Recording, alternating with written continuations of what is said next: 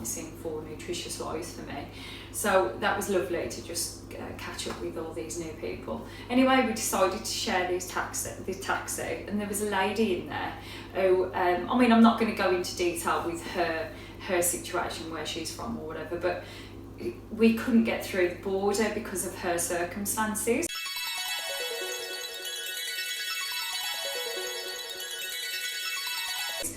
And so we had to drive, the taxi had to drive to another border, which was further north, and we had to go south to the airport. So all in all, we're in the taxi for 3 hours and 15 minutes. Hey there, beautiful souls. I hope you're having a wonderful day. So this is part 2 in my story of the bridge of events. Not all bridge of events are negative, and it's turned into a positive. So I hope you understand the sentiment, and I hope you have a wonderful day, and I will see you in the next one. She missed her flight, bless her, because her flight was earlier than ours. Ours was delayed by a couple of hours again. Gone on the plane, and it so happens, as it does in a woman's world, it was ladies' time of the month, and so I wasn't prepped. I came on early, right? You know, just getting it out there, and so I wasn't prepped. So I was literally putting tissue down there. You know how us girls have to do this desperate behaviour. So it was so stressful because it was just like, again, travelling a whole day, delays, coming on my period, right? And then someone was hyperventilating. So we got to the latter part of the journey, and obviously it's like about 45 minutes they have the no toilet thing on. And so I'd been sitting there and I was thinking, this tissue, it ain't gonna last. Someone had been hyperventilating, so paramedics had to get through. So they made us sit there, you know, we'd got back to Heathrow, sit there for about 45 minutes waiting for all these paramedics. Well, I couldn't even wait. I was literally like, this, I can't bleed through. I'm gonna have to do another diva fit. So I sort of got up and I said, listen, you know, you're going to have to clean up my wee then, which it wasn't. It was because obviously it was lady time of the month. So I felt like, again, just so bloody stressed. I had to be arguing or having these awkward discussions. I felt like I was imprisoned. And I'd like to say it ended there. But we landed, got off, I'd sorted myself out, you know, tried to hide the blood that had leaked through. Got out, sort of done my best, and wanted to, that was it, right? So I was saying to Louis, that's it now, when I give this passport for the last time and this ID, that's it. I'm doing no more checks or anything like that. And we booked in to go to a guest house, because at this time now it was about 2 o'clock in the morning, something like that.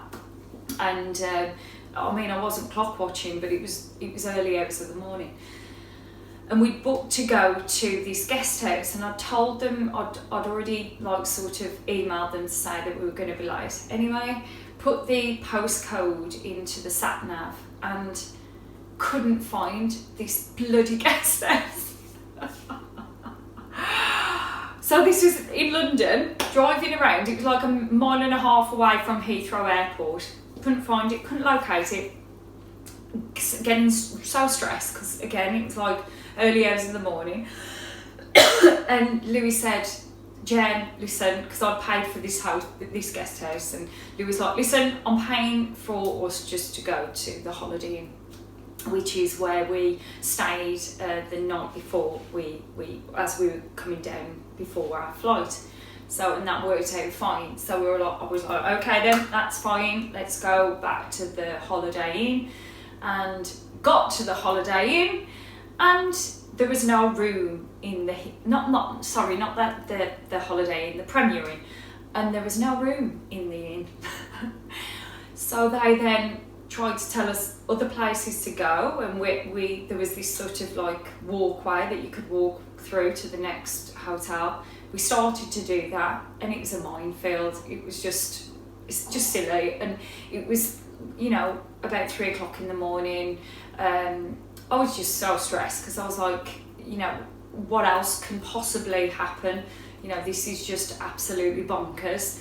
And then Louis suggested again, another great suggestion. Louis suggested us just driving back. And so that's what we did. So in the end, I got back to Louis and crashed out, fully clothed, laid on his bed, as you do. I'm totally honest, I'm just going to give it you, Frank, because I was that cold and that tired and just sheer exhaustion. I just was like, that's it, I'm just conking. I couldn't help it, my body just conked out. So probably woke up at about 8:30, because bless my beautiful friend Louis, he's not the best of sleepers, so he doesn't stay in bed for too long. I could have slept, but it is what it is. I heard him clinging and clanging around, so that woke me up. But I was like, right, okay, get back home. I'm gonna get back in the house. I've got a couple of hours until I've got to pick the kids up from school, and I'm just gonna empty my case, have a cup of tea, and just literally breathe through the moments the hours that I'd just gone through. Peace and harmony, right? So that's what I was gonna do. And I got in the house, and bless their little cotton socks. Previous to me going on this trip, and a few weeks prior, because I live with my ex-husband, who's still my husband, but you know, we separated, and so we're in separate rooms. But as it transpired, we had a conversation saying that I would change into the kids' room now, where they are, or where they were. And we got to a point where I picked carpets, and then we just said, you know, when is this going to happen? And it's like, you know what life's like. It'll sort of transpire as it goes. It'll just, you know, it was a bit up in the air. So as it turns out, the ex had moved me into the other room. And you know, I'm not moaning about men and saying that they're unorganised. I'm not putting this limited belief out. But however, because he'd had the children, and the children just had this lovely free lifestyle, right? You know, mum isn't here to coordinate everything. And all my things were all over the house, basically.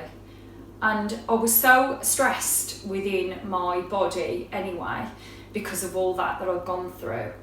I just literally collapsed on the floor when I came in. It was like somebody had broke into my home and ransacked all my stuff. And I just went on my knees, and I went into almost like shock. And instantly, like, I could feel it in my neck, like my neck had just...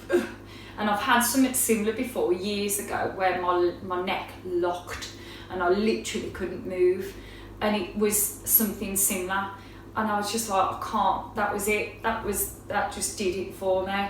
And I mean, luckily that was it. But however, it wasn't it, because I was then responsible for putting everything everywhere. And I really wanted to, because I'd had an absence from Nutritious Lives anyway, and posting the videos.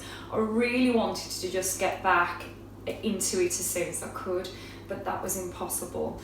And my body was so stressed, obviously just physical stress, and I thought to myself, and the point of this video is not just to have a rant, but the point is, I'm not saying that this is going to happen like this for you, but sometimes when we are manifesting and affirming for for things to happen, for things to change, for our world to change, for us to, live as we desire.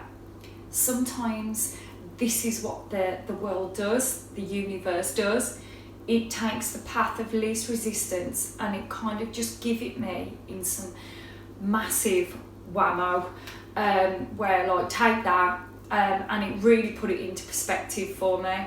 And more or less straight away I understood what was happening, the fact that this is what I asked for, but it was bringing it to me in such a crazy way where I couldn't help but just go with, oh yeah, definitely need some peace and harmony now.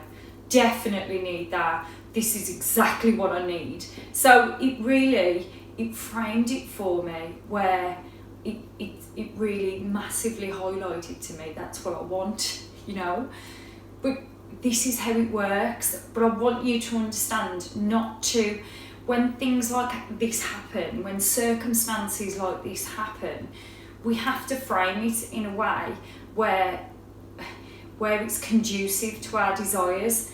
Because the option is to give up and just say, oh my God, well this manifestation malarkey doesn't work, does it? Because look at all this. But no, you were sometimes with the limited beliefs and the affirmations in opposition that you've been, affirming for years. When you start, affirming the opposite, for the opposite of that, there's a shift, and sometimes it's a dramatic shift, like the way it happened with me. But now I want you to know that there's a light at the end of the tunnel, because now I'm in my beautiful calming room, and I really have made it so twinkly and calm, and every time I go in that beautiful space now, and I'm on the middle floor, which means that there's, I've got the living room next to me, the children are above me, and my ex's bedroom's next to theirs, and it feels like I've got my own beautiful little space, and that's what I needed. And I think the universe was really pushing that to. It was something that I wasn't ready for, but that's what I was asking for, and that's what it gave me. But it gave me in a way which was, quite a shock to the system. But as I say, it's all sorted now, and I just feel so much calmer, and I'm affirming for calm and peace more and more now, because I realise that that's, that was what was happening. So this story isn't all doom and gloom, but with manifestation, sometimes I need to reiterate that sometimes it's going to shake things up for you. It's not going to be that you affirm and then everything's a bed of roses, and this could be with anything. So it could be affirming for an SP, it could be affirming for a job. For example, you could be affirming for that special someone to come into your life, and initially, with your old pattern of thinking, the world brings something that you really don't want, which highlights to you, oh no, that is the opposite to what I want. So, let's just keep affirming for what I do want. And it's learning, right? Because we all need to learn from these experiences. I always say, for me, I learn the most from my negative experiences. It's just a fact, I'm striving for beautiful things in my life. I'm striving for abundance in all areas of my life. But I do realise something like that happened to me on this holiday was necessary to push me further into that direction that I was affirming for. So, I hope you get the gist of what I'm saying. And this isn't for me to be a victim.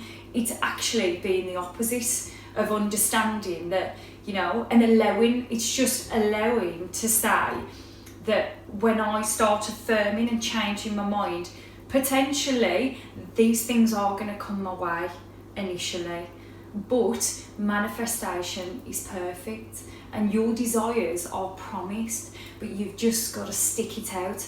No matter what negative circumstances come your way, you need to just stick it out, and the universe is on a promise to you, and it will bring you all your beautiful desires. So thanks for listening today on a different note. And yeah, I mean, I even started talking about periods today, which is new for me. But listen, I'm all about truth, and I'm going to give it to you with 100% truth. So anyway, have a great day. Please like, subscribe, click the little bell icon, and you will get any new videos that I upload about periods, manifestation, affirmations, all that good positive stuff. But who knows, maybe I will. Maybe I will have another disaster when it comes to ladies' time of the month. I'm not going to talk about it anymore, it's just getting embarrassing. Have a great day, and I'll see you in the next one.